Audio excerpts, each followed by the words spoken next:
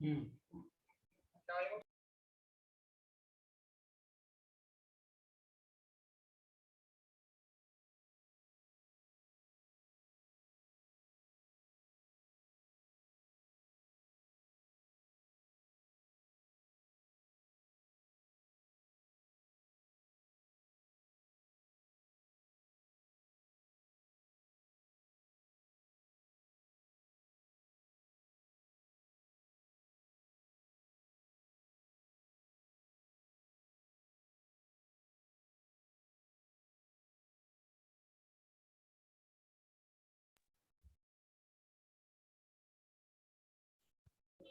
Can you hear me, everyone? Yes, sir. Yes, sir. हाँ बताइए, कहाँ तक हम लोग पढ़े थे? So photoelectric equation. नहीं, लास्ट हाँ, photoelectric equation, Einstein photoelectric equation हम लोग पढ़ लिया था नहीं? Yes, sir. अच्छा, चलिए ठीक है। उसके बाद फोटो, किसी को डाउट तो नहीं ना है? कोई सब कुछ समझ में आ गया था ना आप लोगों को? Yes, sir.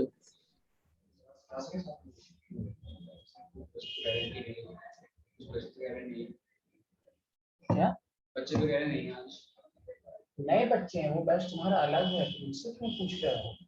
वो नए बच्चे हैं, उसका दूसरा बैच है। 5:38 है, 6:46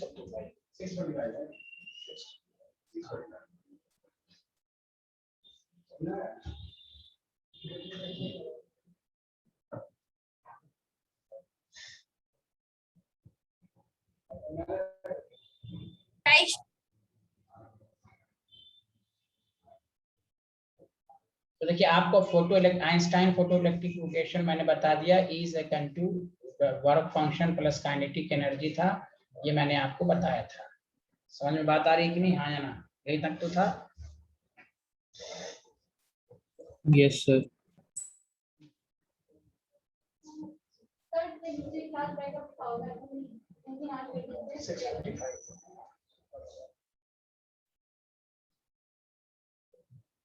एक minute.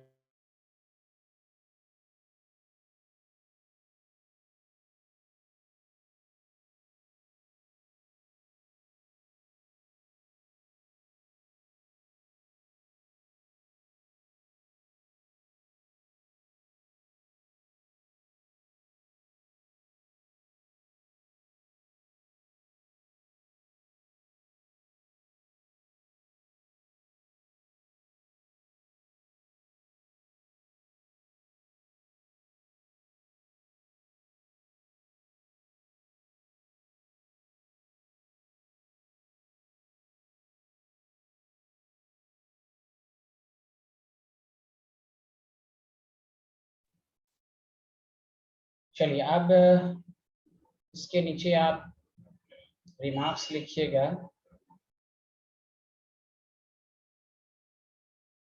For each incident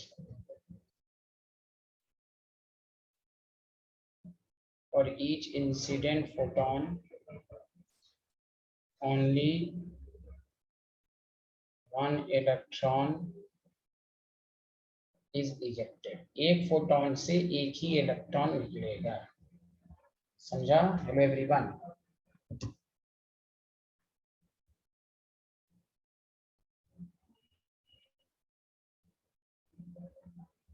hello everyone, कोई confusion? No, sir. No, sir.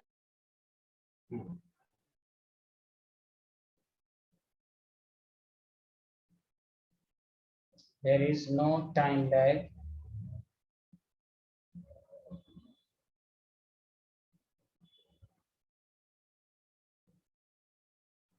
between striking of photon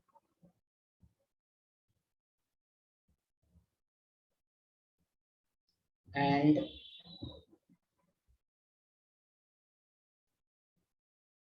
emission of photoelectron clear है? Yes sir. ये कोई टाइम लैग नहीं है इसके बीच में।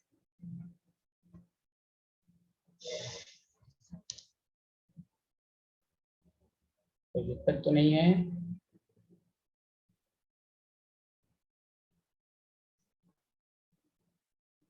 अब आइए नेक्स्ट टॉपिक पर।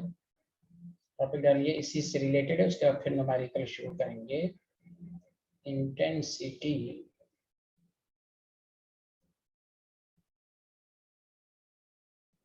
Of light.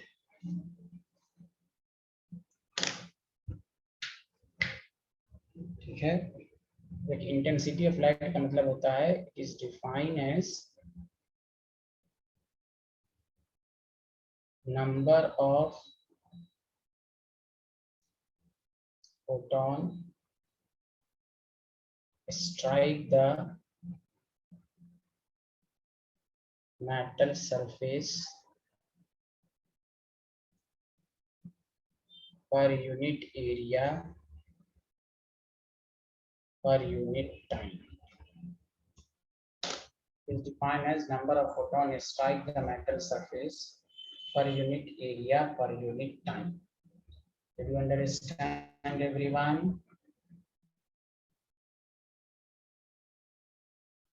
Yes sir. अच्छा, जैसे मिसाल के तौर पर ये लीजिए कि अब और इस पर क्वेश्चन सब भी आएंगे अभी।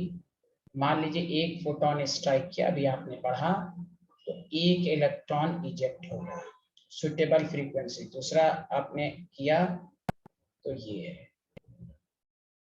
ये देखिए, इंटेंसिटी ऑफ लाइट बढ़ाने का मतलब जब भी हो तो इंटेंसिटी ऑफ लाइट जो होता है directly proportional to photoelectric current. क्योंकि जितना आप लाइट को बढ़ाएंगे, इंटेंसिटी ऑफ लाइट को बढ़ाएंगे, उतना इलेक्ट्रॉन ज्यादा इजेक्ट होगा कि नहीं? जल्दी बताइए, हाँ या ना? तो फोटो इलेक्ट्रिक करंट की मैग्नीट्यूड भी उस सर्किट में ज्यादा होगी। तो define as number of photon strike matter surface per unit area per unit time. More intensity of light का मतलब मोर फोटोन स्ट्राइक किया और ज्यादा इलेक्ट्रॉन इजेक्ट होगा। क्लियर है साइंटिस्ट? Yes sir. अब एक आंसर दें सारे लोग। इंटेंसिटी ऑफ लाइट को अगर हम बढ़ाएं तो बताओ, ये जो इलेक्ट्रॉन इजेक्ट हुआ उसकी वेलोसिटी बढ़ेगी कि घटेगी? इंटेंसिटी ऑफ लाइट को बढ़ाने पर वेलोसिटी ऑफ इजेक्टेड इलेक्ट्रॉन बढ़ेगा या घटेगा?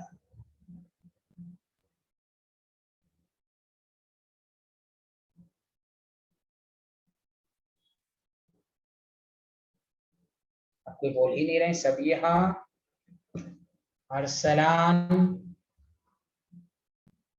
ये सर हिबा बढ़ेगा कहाँ से आ शायद। गई? ये हिबा, हिबा तो क्लास सही से करती ही नहीं, उनको कहाँ समझ में आएगा बताइए?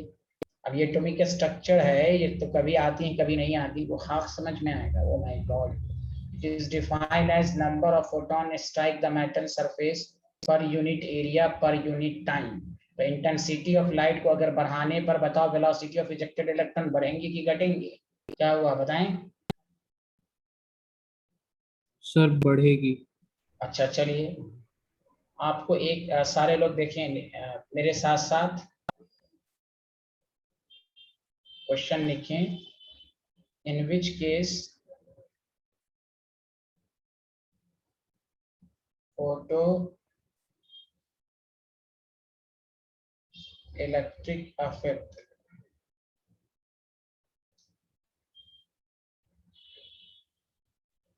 is carried out।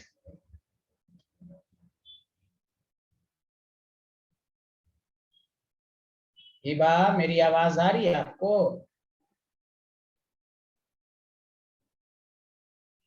अभी बोल ही नहीं रही है बेचारी, कैसे बोलेंगी?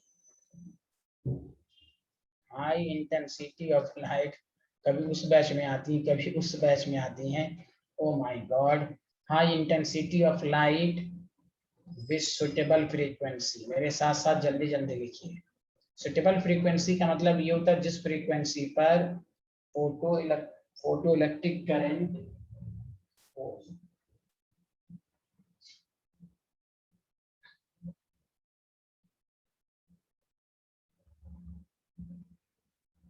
low intensity of light with suitable frequency. C.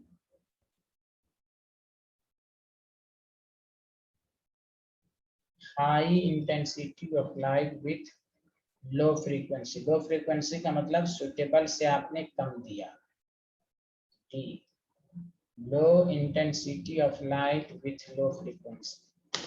सारे स्टूडेंट मिल के बताएं इसमें किस केसेस में फोटो इलेक्ट्रिक इफेक्ट होगा और किसमें नहीं होगा.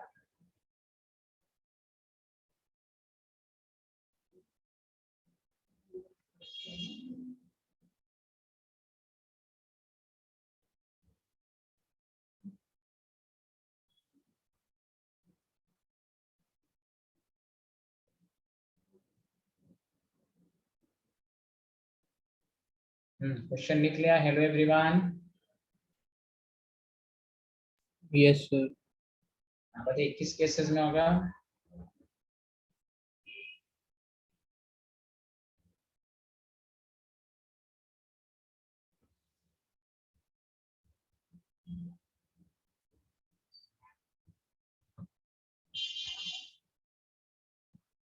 बोलो ना, तुम लोग फोटो इलेक्ट्रिक में पढ़े नहीं हो. अरसलान, नोहा, नोमा क्या नाम है. हाँ नोहा, नोमा क्या नाम है भाई. हाँ नोहा, अख्तर, सबिया, खुर्शीद, अरसलान. आंसर दें किस केसेस में फोटो इलेक्ट्रिक इफेक्ट होगा. सर ए एंड बी में. ए एंड बी में. ए एंड बी में होगा. वेरी गुड, बहुत अच्छे हैं, बहुत अच्छे, बहुत तेज हैं आप. This is correct answer. A और बी में फोटो इलेक्ट्रिक इफेक्ट होगा. फर्क क्या होगा. हाई इंटेंसिटी ऑफ लाइट में मोर इलेक्ट्रॉन इजेक्ट होगा, हाँ या ना. और लो इंटेंसिटी में less number of electron eject होगा. लेकिन फोटो इलेक्ट्रिक इफेक्ट तो सब पे होगा. यस बोलिए हाँ या ना. अब मैं ये कहना चाह रहा हूँ, इससे ये साबित हुआ कि इंटेंसिटी ऑफ लाइट को अगर बढ़ाएंगे सुटेबल फ्रीक्वेंसी देखिए तो उसके वेलोसिटी पर कोई फर्क नहीं पड़ेगा. Intensity of light with suitable frequency से बढ़ाने का मतलब यह है कि आप मोर फोटोन स्ट्राइक करा रहे हैं. फ्रीक्वेंसी तो सेम है. तो velocity of ejected electron is independent of intensity of the light. तो ए और बी में वेलोसिटी सेम होगी. जैसे मिसाल के तौर पर लें, खुद सोचिए वेलोसिटी कब ज्यादा होगी. सुनिए अच्छे से. आपने इंसिडेंट एनर्जी आपने 10 जूल लिया, वर्क फंक्शन 7 जूल है, तो बताइए काइनेटिक एनर्जी 3 जूल हो जाएगी. बोलिए हाँ या ना. अरे यस इस सर. फोटो इलेक्ट्रिक इक्वेशन से एक केस अगर हमने क्या किया, वही यही सेम मेटल लिया तो वर्क फंक्शन सेम ही रहेगा. हमने इंसिडेंट लाइट की एनर्जी को बढ़ा दिया, 12 जूल कर दिया. अब बताइए काइनेटिक एनर्जी कितनी हुई, 5 जूल. बोलिए हाँ या ना. Yes sir. तो यहाँ अब बताइए काइनेटिक एनर्जी बढ़ने का मतलब वेलोसिटी बढ़ रही है, इजेक्टेड इलेक्ट्रॉन की वेलोसिटी बढ़ रही है. तो वेलोसिटी कब बढ़ेगी, जब आप इंसिडेंट लाइट की एनर्जी को बढ़ा देंगे. और इंसिडेंट लाइट की एनर्जी को बढ़ाने का मतलब है फ्रीक्वेंसी को बढ़ाना, because energy directly proportional to frequency. अब लाख इंटेंसिटी, अब यहाँ 10 जूल की तुम बहुत ज्यादा तुम लाइट स्ट्राइक कराओ, काइनेटिक एनर्जी का 3 ही रहेगा. फर्क ये होगा कि इलेक्ट्रॉन ज्यादा इजेक्ट होंगे, वेलोसिटी तो सेम रहेगा. वही हाल यहाँ पर है. 12 जूल की अब बहुत तीन एनर्जी तुम करोगे, 3 इलेक्ट्रॉन इजेक्ट होगा. काइनेटिक एनर्जी तो सबकी वही सेम रहेगी. Did you understand. Hello yes everyone. Sir. तो इससे ये साबित हुआ कि इंटेंसिटी ऑफ लाइट जो होती है, तो यहाँ पर कंक्लूजन लिखें कि velocity of ejected electron is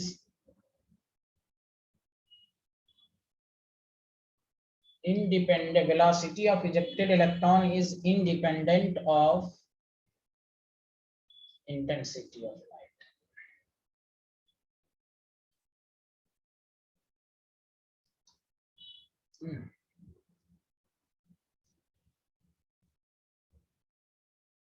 intensity of light बढ़ाने से क्या होगा? Intensity of light with suitable frequency. अब इंटेंसिटी ऑफ लाइट का मतलब ये हो रहा है कि number of electron emitted ejected increase होगा तो वही है फोटो इलेक्ट्रिक करंट बढ़ेगा।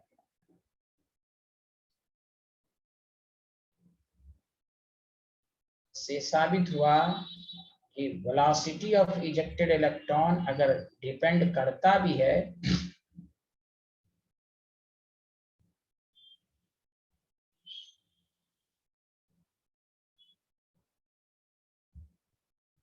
ejected electron, velocity of ejected electron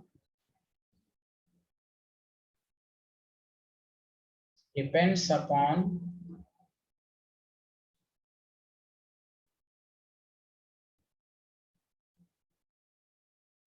frequency of incident light.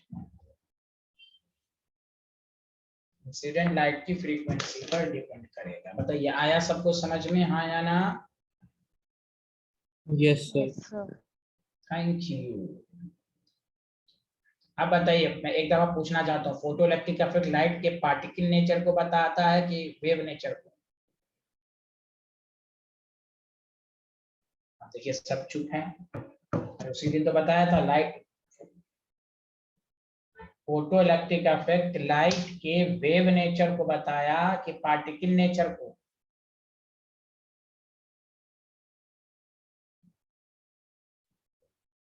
Wave nature का क्या मतलब होता है? Reflection, refraction, diffraction, interference.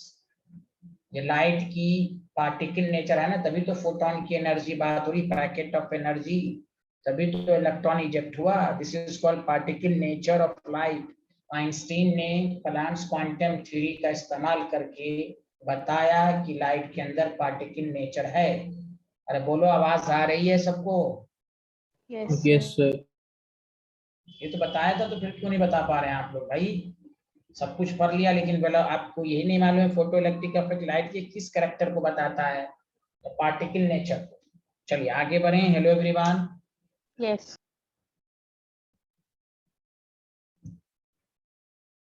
चलिए अब हम आपसे न्यूमेरिकल कराते हैं।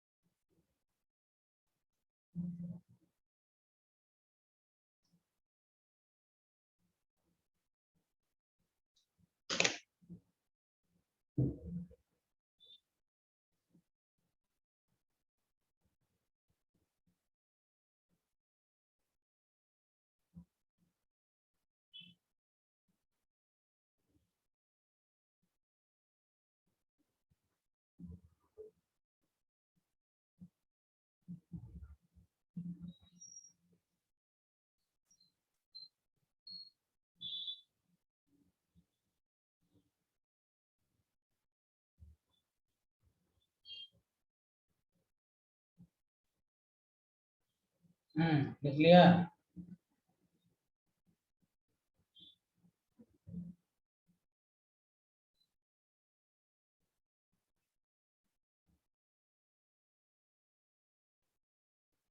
यस सर, लिख लिया। अच्छा देखिए, आपको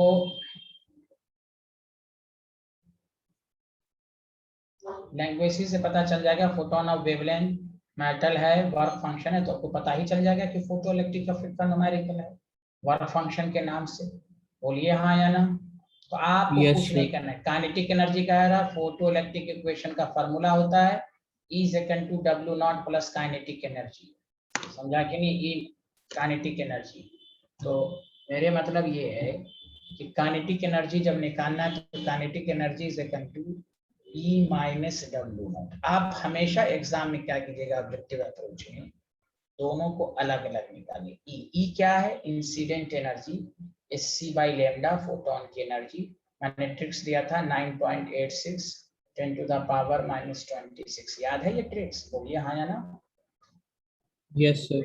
वेवलेंथ आपके पास है 4 into 10 to the power minus 7,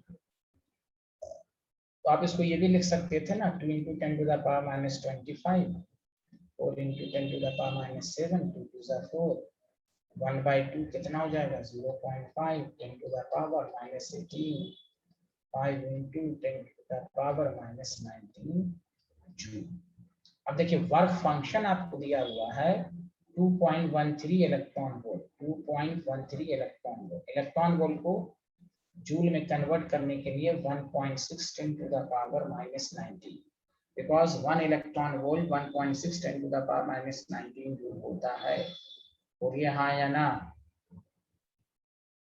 yes तो सर। 2.13 इंटू 1.6 ये हो जाएगा 3.4 into 10 to the power minus 19।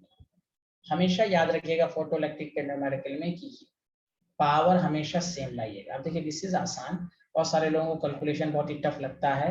अब kinetic energy is equal to E minus W naught, समझा कि नहीं, तो 3.4 into 10 sorry 5 into 10 to the power minus 19, समझा 10 और 3.4 10 टू द पावर 19, तो आप 19 कॉमन लीजिए, 5 में से 3.4 गया तो 1.6 into the power minus 19, this is the answer। अगर ऐसे तो हम 1 इलेक्ट्रॉन वोल्ट भी लिख सकते हैं। इतना आसानी से कैलकुलेशन हो गया, बताइए, विदाउट एनी टेंशन। बोलिए हेलो एवरीवन, सही कह रहा हूँ ना मैं? Hello. Yes yes sir. Sir.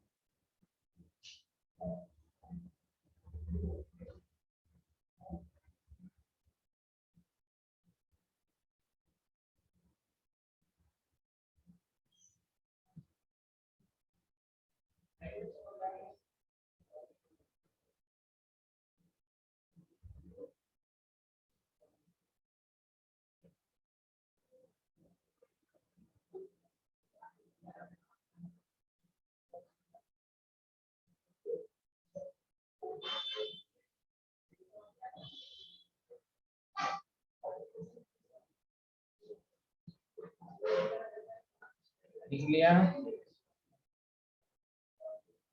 Yes sir.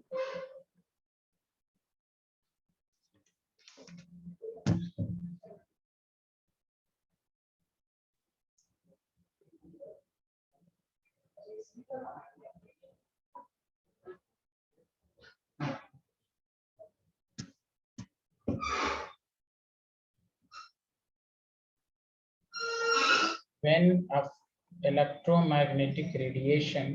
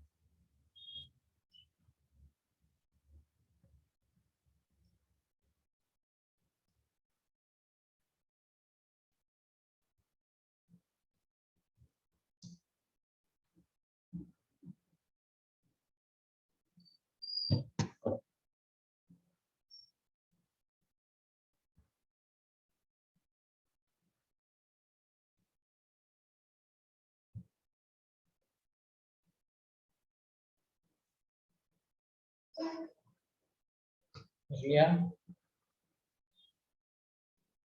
yes sir,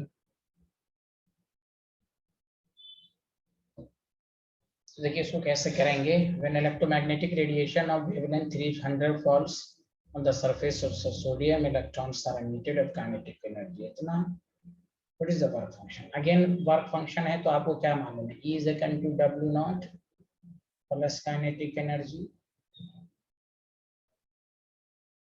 तो मैं वर्क फंक्शन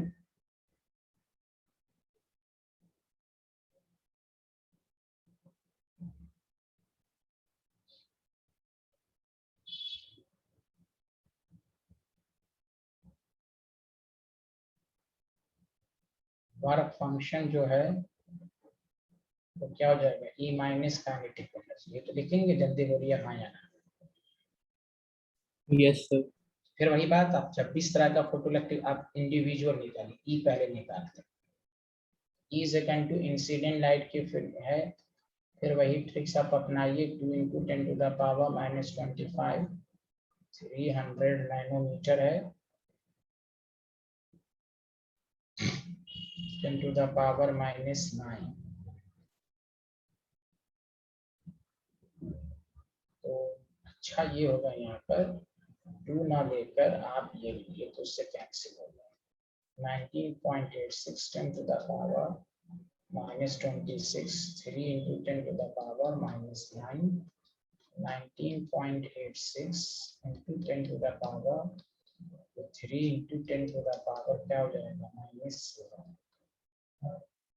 -3 से। देखिए आपका माइंड चलना चाहिए किस वैल्यू को हम लेंगे तो जल्दी। -19 हो गया, जल्दी बोलिए हाँ या ना। फोर्स बोलिए। yes sir, अच्छा अब गौर से सुनिए, इसमें खास बात ये है, एक बात बताइए, यहाँ है जूल पर मोल और यहाँ है जूल। पर मोल का मतलब होता है कि आपको यूनिट में कन्वर्ट करना है। हाँ आप उससे भी कर सकते हो, नैनो इलेक्ट्रॉन वोल्ट में होता है साइंटिस्ट, वहाँ अख्तर साइंटिस्ट, यहाँ जूल में है। हेलो साइंटिस्ट, यहाँ देखिए जूल में है ना। चलिए अब मैं कह रहा था कि जूल को पर मोल में कन्वर्ट करना है, तो फॉर 1 मोल के लिए आप एवोगैड्रोस नंबर से मल्टीप्लाइड करेंगे।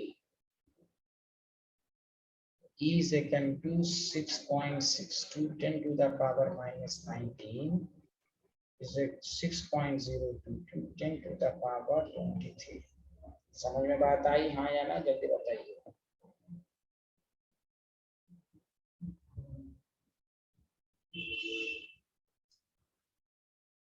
और केमिस्ट्री में एक बात हमेशा याद रख लीजिए जो काम देगा, छोटी छोटी कैलकुलेशन। कभी भी एवोगैड्रोस नंबर 6.022 को प्लैंक्स कांस्टेंट से जब भी आप मल्टीप्लाइड करेंगे तो वो 39.86 आएगा। आप उसको अप्रोक्स 40 भी ले सकते हैं। ये याद कर लीजिएगा, आपका टाइम कम बचेगा, टाइम बचेगा, समझा? तो ये आप याद रखें। हेलो एवरीवन, समझ में आया? Yes, sir. कोई बोल ही नहीं रहे हैं हेलो। तो ये 39.86 है और ये हो जाएगा 10⁴। अब जूल पर मोल हो गया। अब आपके पास काइनेटिक एनर्जी तो दिया है, work function is equal to E minus kinetic energy. अब काइनेटिक एनर्जी कितना है भाई बोलिए? 1.86 10⁵। यहाँ पर है आपका 31, इसको ऐसे कर लीजिए 3.986, या वही लगभग 4 ले लीजिए ना, 4 इंटू 10⁵ ले सकते हैं? जल्दी बोलिए। हेलो एवरीवन, जूल पर मोल। Yes, sir. Yes sir. बस 4 इंटू 10⁵ माइनस 1.86 10⁵। तो ये कैलकुलेशन आपको आसान लगेगा। दिस इज स्टाइल जूल पर मोल। एनी प्रॉब्लम है स्टूडेंट? Any problem? जल्दी करें, कुछ तो बोलिए आप लोग, समझ में तो आ रहा है ना? Yes, sir.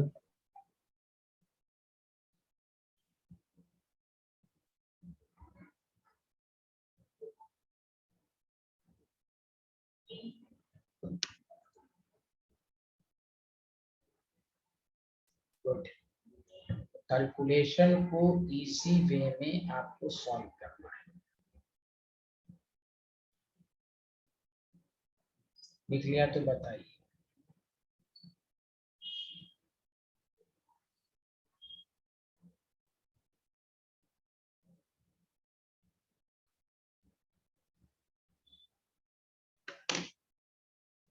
Yes, sir. ये स्लाइड हो गई।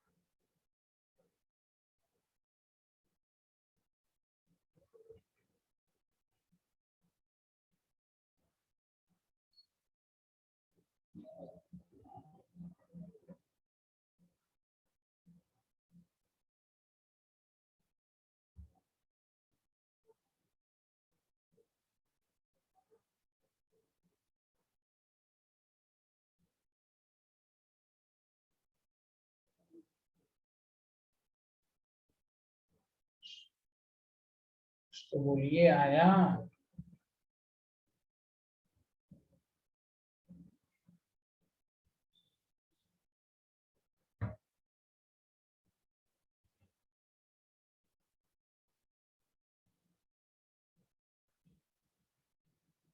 आगे बढ़ें?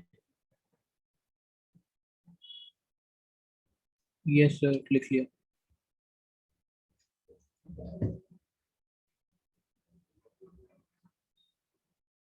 नंबर 3।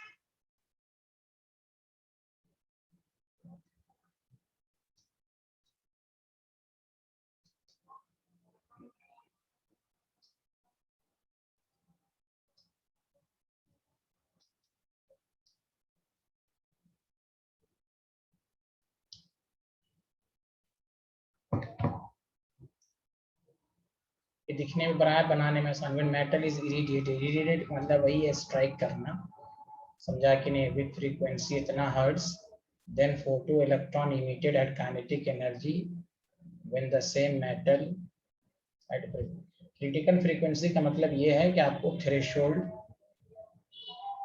फ्रीक्वेंसी कह रहा है।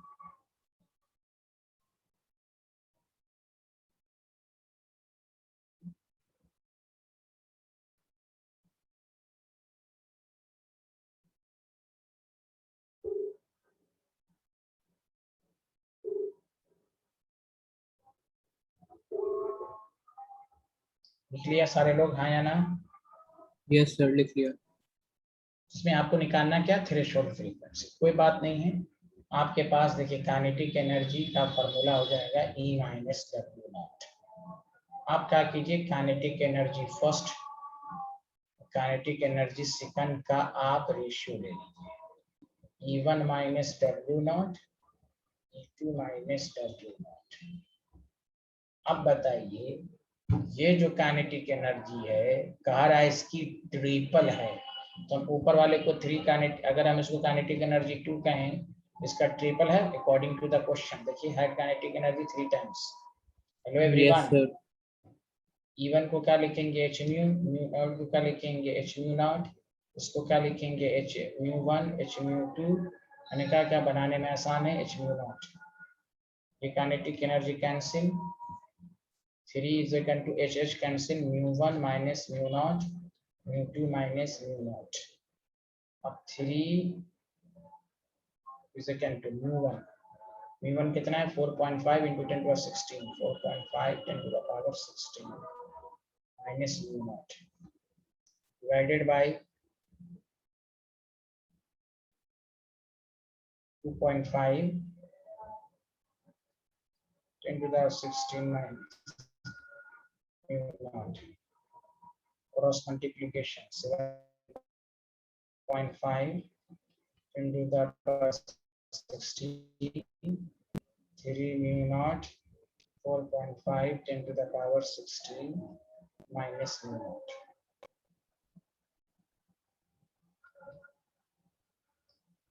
ये इधर चला जाएगा तो 2 mu naught, तो नॉट इज इक्वल टू 1.5। ये बनाने में आसान था कि नहीं, जल्दी बताइए। हमें बस वैल्यू पुट करनी थी। बताइए तीनों student. Yes sir. Yes sir.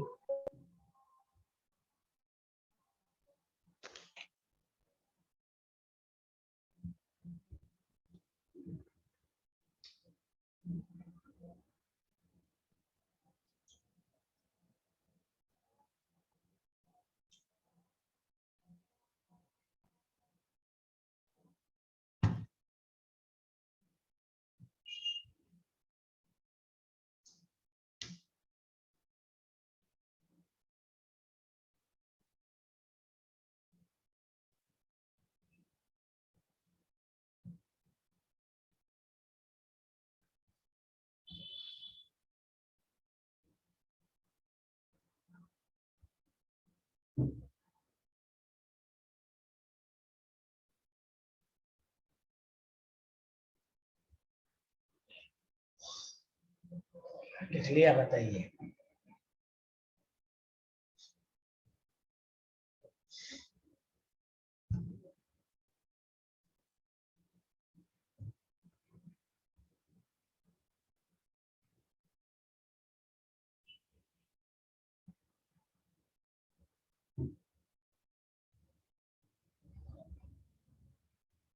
कोई बोल ही नहीं रहे आप। लिख लिया।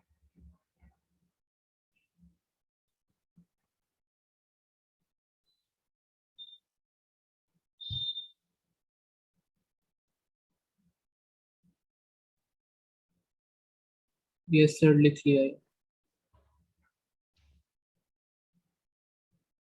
अच्छा, अब इस पर एक थ्योरी आई है जो न्यूमेरिकल में पूछेगा, वो है प्रोबेबिलिटी स्टॉपिंग वोल्टेज।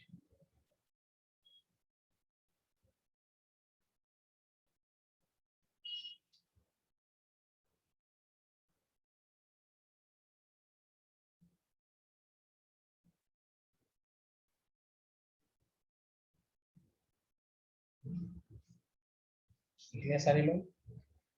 देखिए मैंने आपको उस दिन बताया था कि मान लीजिए ये कोई आपके पास फोटो इलेक्ट्रिक एक ग्लास ट्यूब है, उसमें फोटो इलेक्ट्रिक इफेक्ट हो रहा है। ये यहाँ पर इमीटर है,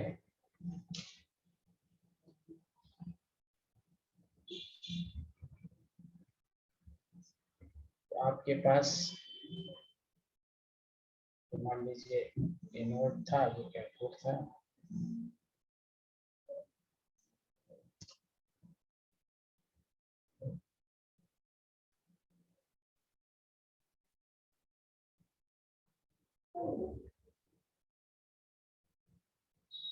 इलेक्ट्रॉन इजेक्ट होगा।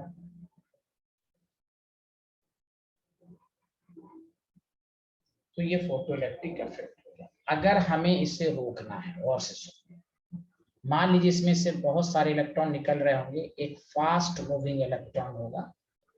अगर मुझे इस इलेक्ट्रॉन की मूवमेंट को रोकना है, जैसे रोकेंगे तो करंट जीरो हो जाएगा, क्योंकि करंट होता है इलेक्ट्रॉन की फ्लो की वजह से, नाम से भी साबित है, स्टॉपिंग वोल्टेज।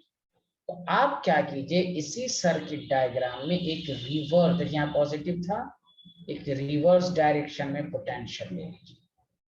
ये नेगेटिव नेगेटिव रिपल्शन, वो फास्ट मूविंग इलेक्ट्रॉन को रोक देगा। जब फास्ट मूविंग इलेक्ट्रॉन रुक जाएगा तो खुद बताइए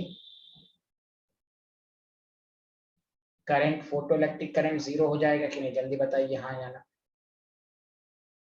हेलो एवरीवन, Yes, sir. कोई बोल ही नहीं रहे हैं, सब लोग बोले तो भाई उसी को कहते हैं stopping voltage. The minimum voltage applied at which photoelectric current becomes zero. This voltage must be applied या to be applied in reverse directions. जैसे आपके घर में एक वायरिंग मालिया की हुई है, अगर हम उसके अपोजिट में एक वायरिंग करते हैं तो फिर करंट होगा ही नहीं, जलेगा, उसी वक्त करंट जीरो हो जाएगा। वही हाल यहाँ पर भी, अगर फोटो इलेक्ट्रिक करंट को रोकना है, फोटो इलेक्ट्रिक इफेक्ट को रोकना है, तो आपको कहा गया तो उसके रिवर्स डायरेक्शन में एक मिनिमम पोटेंशियल अप्लाई कर दीजिए, जिससे कि ये इलेक्ट्रॉन की मूवमेंट रुक जाए। Did you understand everyone? Yes, sir. हाँ, और लोगों को समझ में आया? कुछ तो बोले। हाँ तो बोलिए, वेरी गुड। सबिहा, नोहा अख्तर आया? Yes, sir. हाँ, the minimum voltage required to stop fast, क्योंकि फास्ट को अगर रोक देंगे तो सारा इलेक्ट्रॉन की स्पीड रुक जाएगी। तो stop fast moving electron.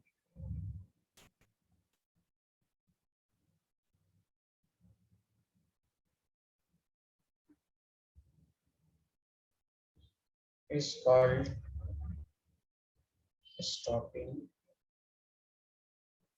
potential.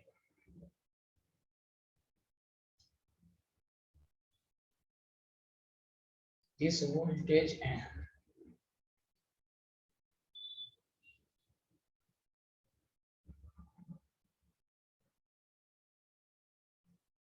must be applied as reverse potential,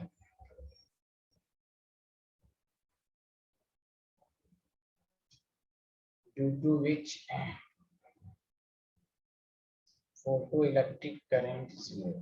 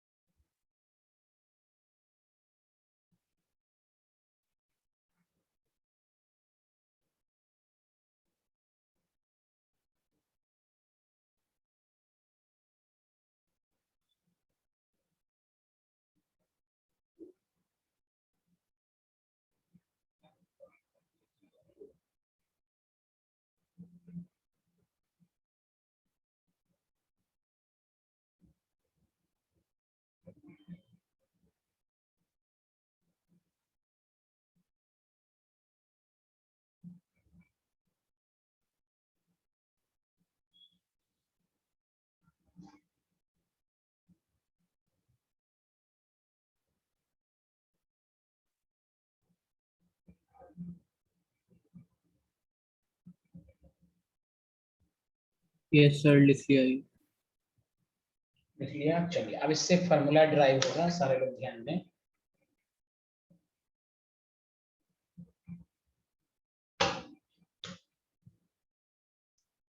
अब ध्यान दीजिएगा, आपने 9th में पढ़ा होगा ना, potential is equal to work done per unit charge, Lakhmir Singh Manjit Kaur में। बोलिए, तो work done is equal to charge into potential. पढ़ा है कि नहीं, जल्दी बोलिए। Yes yes sir. और यही जो वर्क डन होता है, this work is stored, work जो होता है in the form of energy, stored in the form of kinetic energy. Kinetic energy का फॉर्मूला हो जाता है, काइनेटिक एनर्जी का क्या फॉर्मूला होता है, चार्ज इनटू पोटेंशियल। तो आइंस्टीन फोटोइलेक्ट्रिक इक्वेशंस के मुताबिक, आइंस्टीन फोटोइलेक्ट्रिक इक्वेशन के मुताबिक E is equal to W naught plus kinetic energy. So the kinetic energy is equal to E minus W naught. तो अब आप एक नई नॉलेज याद रखिए, kinetic energy is equal to Q into V, और ये जो V है potential, this is called stopping potential. समझा कि नहीं? और चूंकि यहाँ पर चार्ज जो है वो इलेक्ट्रॉन है, तो EV लिखिए तो ज्यादा बेहतर है। तो यहाँ तो इलेक्ट्रॉन ही का इजेक्शन को रोकना है, EV SP, स्टॉपिंग पोटेंशियल। तो ये नया इक्वेशन बना, काइनेटिक एनर्जी की जगह एक जगह हाफ mv², या नहीं तो E। अगर न्यूमेरिकल में स्टॉपिंग वोल्टेज दिया हुआ है, कहेगा वर्क फंक्शन निकालो, आप समझ जाएंगे काइनेटिक एनर्जी EV लेना है। EV मतलब पोटेंशियल, लेकिन यहाँ पर मैंने जानबूझ के SP लिख दिया है, या आप ऐसे समझिए SP ना लिखकर V नॉट लिख दीजिए, क्या आपको समझ में आए तो भाई ये स्टॉपिंग वोल्टेज है। समझ में आया नया formula? Hello everyone. Yes sir.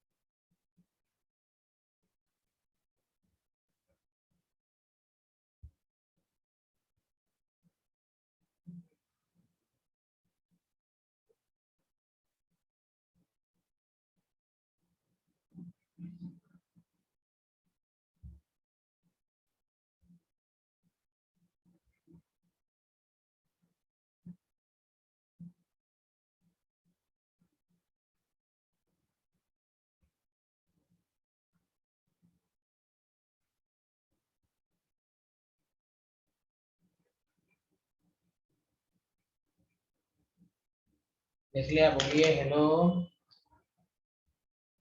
Yes देखिए इसकी लैंग्वेज क्या होगी वो आपको आनी चाहिए, उसके बाद हम न्यू टॉपिक शुरू करेंगे। क्वेश्चन लिखिए, उसका new topic, if ejection of electron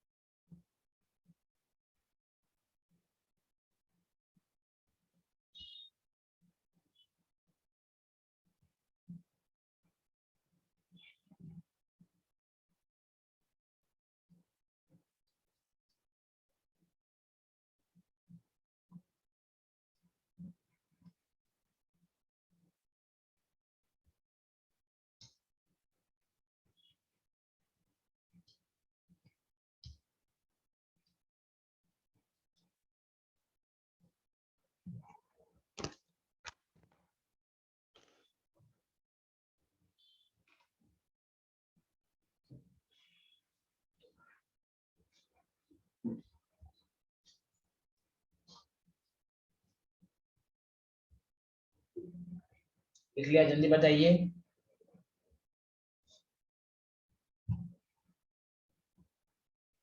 Yes, sir. लिख लिया. तो बस यहाँ देखिए, स्टॉपिंग वोल्टेज का नाम आया कि नहीं? स्टॉप बाय वोल्टेज, बोलिए हाँ या ना। तो बस Yes, sir. आपको E kinetic energy is equal to E minus W naught. तो बस यहाँ पर, अच्छा सॉरी, आपको निकालना है work function. Work function is equal to, आपको आ जाएगा E माइनस काइनेटिक एनर्जी। बस आपको नया वर्ड क्या करना है, काइनेटिक एनर्जी हाफ एमवीएस करना, देखिए E भी ले लेना है बस। अब E अलग से निकाल लीजिए, C by lambda 19.86 10 to the power minus 26 250 nanometre है, माइनस आपको क्या है 9, तो 19.86 10 to the power minus 26 25 10 to the power minus 8। आप इसको सॉल्व कर सकते हैं या तो ऐसे भी कर सकते हैं, 2 into 10 to the minus 25 25 10 to the minus 8। अब 2 को 25 से डिवाइड करेंगे, बहुत आसान है। 25 को 8 से मल्टीप्लाई कीजिएगा तो 200 आता है। इसका मतलब ये हुआ, पॉइंट दीजिए, ठीक है, 0 फिर 0 8 10 टू द पावर कितना हो जाएगा माइनस 17, है ना? नहीं, कितना हो जाएगा 7 8 15, हाँ ठीक है। और ये हेलो एवरीवन, ये आपका एनर्जी की वैल्यू आ गई। अब ईवी की वैल्यू निकाल लेते हैं। तो देखिए ईवी की वैल्यू कितनी आएगी, 1.6 10 टू द पावर माइनस 19 और 0.35।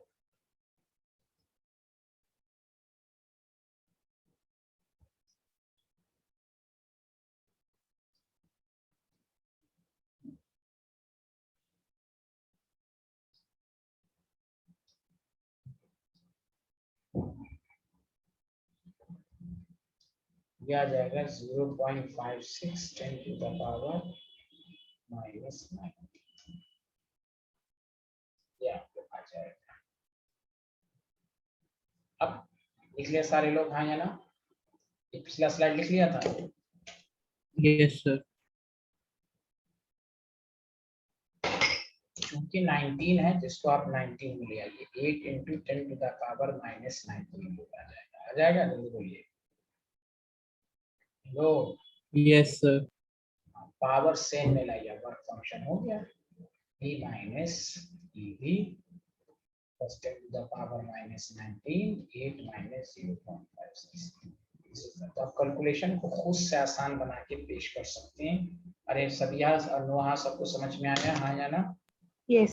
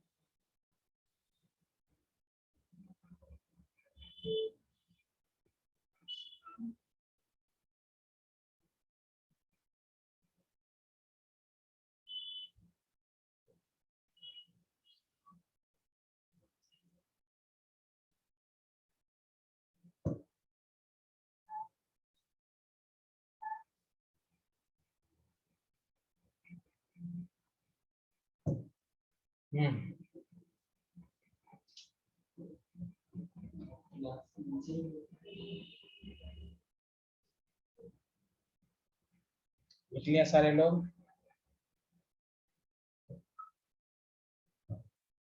Yes, sir.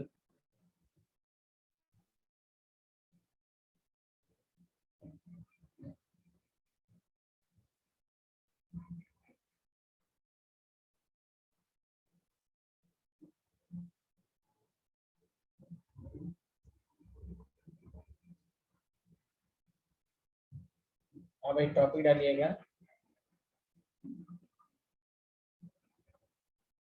Black body.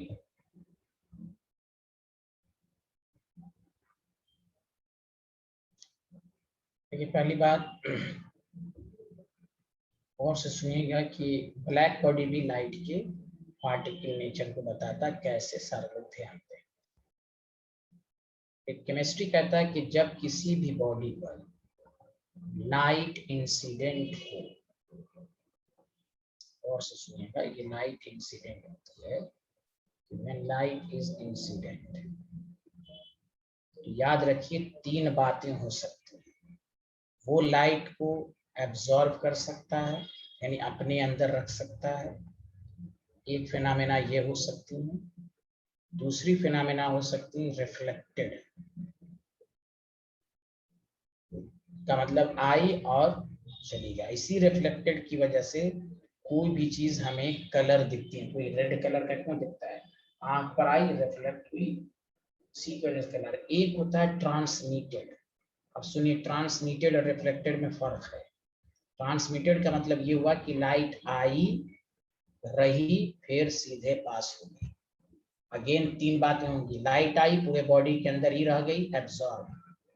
Light आई और फिर रिफ्लेक्ट हो गई, कलर। और एक लाइट आई, अंदर रही, फिर बाहर आ गई, ट्रांसमिटेड। आया सबको समझ में? हाँ या ना? ये जनरल Yes, sir. ये जनरल बॉडी की बातें होती हैं। लेकिन याद रखिए, एक ऐसी बॉडी, गौर से सुनिए, सारे लोग ध्यान दीजिए। मान लीजिए लाइट इंसिडेंट हुई और ये क्या किया, सिर्फ पूरा रख लिया, इसीलिए तो इसका नाम पड़ा ब्लैक। बताओ, रात के अंधेरे में कुछ चीज दिखती है? अरे बोलो, अंधेरे में कोई चीज दिखती No, है? sir. हाँ, इसी को ब्लैक बॉडी कहते हैं, जो लाइट को सिर्फ एब्जॉर्ब। ब्लैक बॉडी वो बॉडी कहलाती है जो लाइट जब उस पर पड़े तो सिर्फ एब्जॉर्ब करे, इसलिए नाम पड़ गया ब्लैक। जबकि जनरल कैरेक्टरिस्टिक्स ये है, कोई भी लाइट इंसिडेंट होती है ब्लैक बॉडी के अलावा, तो वो लाइट को एब्जॉर्ब भी करती है, कुछ को ट्रांसमिट करती है, कुछ को रिफ्लेक्ट करती है। लेकिन ब्लैक बॉडी पर कोई भी लाइट अगर इंसिडेंट होगी, उससे सिर्फ एब्जॉर्ब करेगी। पहली बात यहाँ तक सबको समझ में आया? ये ओनली एब्जॉर्ब, यहाँ पर सिर्फ हो रहा है ओनली एब्जॉर्ब। बोलिए तीनों स्टूडेंट बोलिए, आ रहा है Yes, sir. सबको? Yes, sir. Hello, thank you.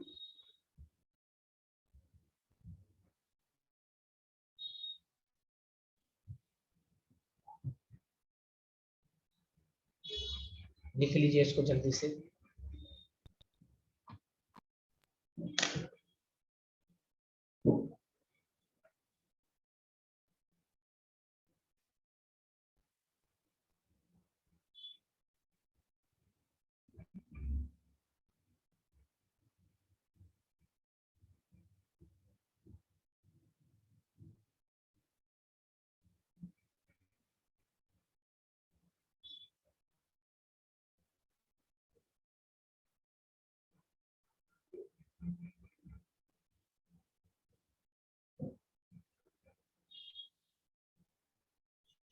COVID-19. क्या? Yes, sir. Yes, sir.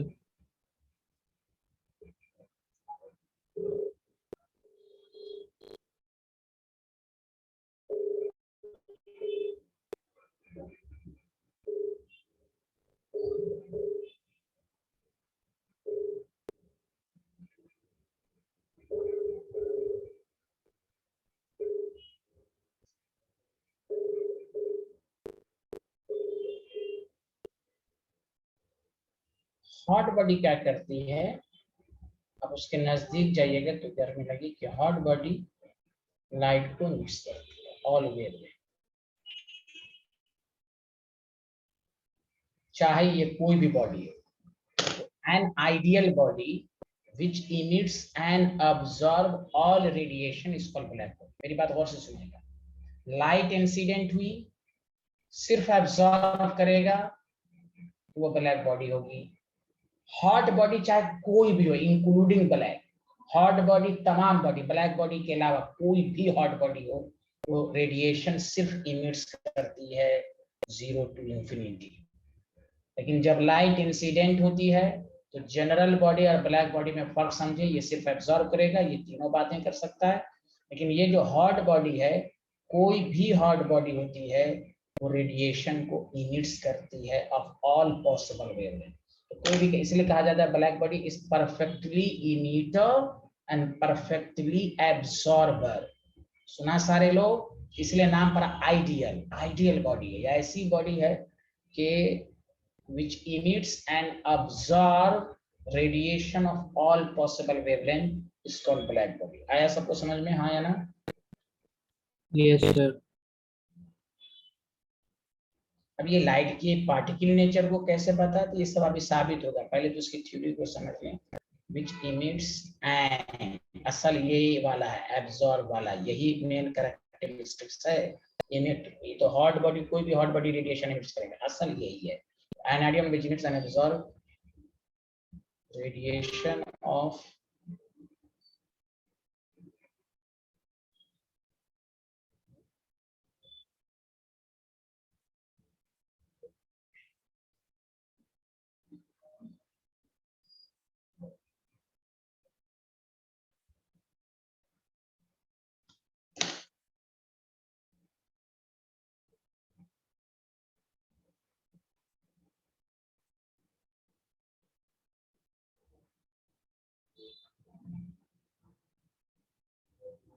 Sir इसका मतलब सारी ब्लैक बॉडी हॉट बॉडीज होती है?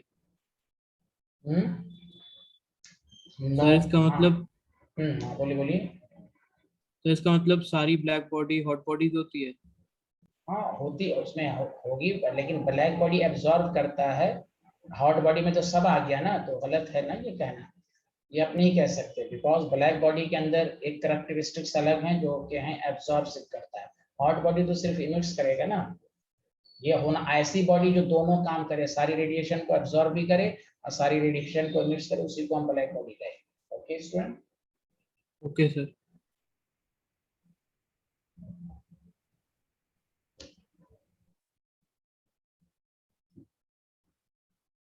आपको मालूम है कुछ दिनों के बाद आपकी क्लासेस 4 होंगी, इधर पीछे से भी, और states of matter.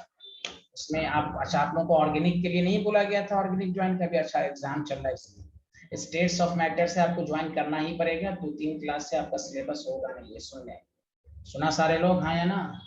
States of matter एक बैच ऐसा है जिसमें आपको स्टेट्स ऑफ मैटर है।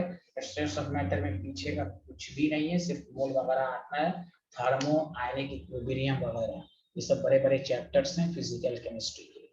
सुना? पीछे से आपकी इस बैच में Yes, आप sir। लोग, हाँ पीछे से पढ़ते रहेंगे और आगे सेकंड टर्म की तैयारी भी अच्छे से डिटेल में करेंगे अभी से। सुना सारे लोग? हाँ या ना? जल्दी बताएं। Yes sir. Yes। सर फिर उसकी क्लास कब होगी? वो हम आपको बता देंगे, वो निष्कर्ष सर बताएंगे, हम आपको खुद बता देंगे कब से नया चैप्टर शुरू हुआ है। अच्छा अब आइए, ओके सर। हॉट बॉडी अगर होती है, पहली condition temperature greater than 0, obviously greater than 0 है। उसके नीचे लिखिएगा it emits radiation of, hot body के नीचे रेडिएशन ऑफ ऑल वेवलेंथ, जिसको ग्राफ से भी बताया जाएगा, all wavelength 0 to infinity।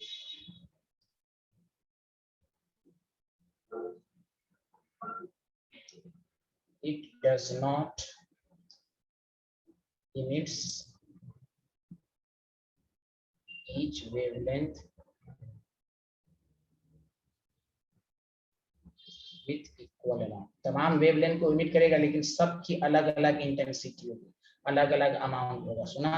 Hello everyone, कोई भी radiation equal Yes, sir। Amount, equal amount. 1 minute सुनो, इधर सुनो अच्छे से, 1 मिनट 2 मिनट पे तीनों स्टूडेंट। अगर कोई हॉट बॉडी रेड कलर की अगर दिख रही है, सुनो अच्छे से तीनों स्टूडेंट, अगर कोई हॉट बॉडी रेड कलर दिख रही है तो इसका ये मतलब नहीं कि वो रेड लाइट की ही वेवलेंथ दे रही है, वो 0 to infinity दे रही है। रेड इसलिए हमारी आंखों उसको देख पाती हैं कि रेड लाइट का अमाउंट ज्यादा इमिट हो रहा है। सुना सारे लोग? हाँ या ना? Hello everyone. Yes Yes, sir. sir। ये ग्राफ से साबित होगा, कोई भी स्टार ब्लू कलर का, स्टार क्या होता है, हॉट होता है। अगर कोई स्टार ब्लू कलर का दिख रहा है, इसका ये मतलब नहीं कि वो सिर्फ ब्लू कलर की वेवलेंथ दे रही है, वो तमाम वेवलेंथ दे रही है। बट ब्लू इसलिए हमें दिखा कि उस पॉइंट पर ब्लू लाइट की इंटेंसिटी अमाउंट ज्यादा इमिट्स हो रही है। इसलिए याद रखिए, does not emit each wavelength with equal amount. There is a particular wavelength जिसका अमाउंट बहुत ज्यादा होगा। समझा कि जो नेक्स्ट क्लास में ग्राफ आएगा इस पर, जो लाइट के पार्टिकल नेचर को साबित करेगा। यहाँ तक लिख लिया आप लोगों ने? हाँ है ना, जल्दी बताओ। Yes, sir. Yes, sir. चलिए आज इतना ही रहने दीजिए, नेक्स्ट क्लास में